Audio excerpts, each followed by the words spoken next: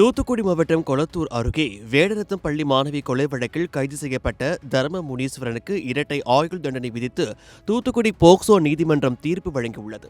தீர்ப்புக்கு முன்னதாக தர்ம முனீஸ்வரிடம் நீதிபதி உங்களை சார்ந்து உங்கள் குடும்பத்தில் யாரும் உள்ளனரா என்று கேட்டார். பின்னர் உங்கள் தாய் மட்டும்தான் உங்களுடன் இருக்கிறார், உங்கள் மனைவியும் மகளும் உங்களை பிரிந்து சென்று விட்டனர்.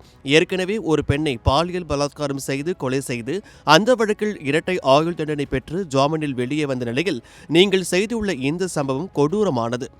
மாணவியின் பிரேத பரிசோதனை அறிக்கையை முழுமையாக படித்தபோது தான் நீங்கள் இவ்வளவு கொடூரமாக நடந்து கொண்டீர்கள் என்பது தெரிய வந்தது. உங்கள் மகள் போன்ற ஒரு குழந்தையை இது போன்ற கொடூரமான செயலில் ஈடுபட்ட போது உங்கள் மகளின் நினைவு வரவில்லையா? அந்த குழந்தையை பாதுகாக்க வேண்டும் என தோன்றவில்லையா?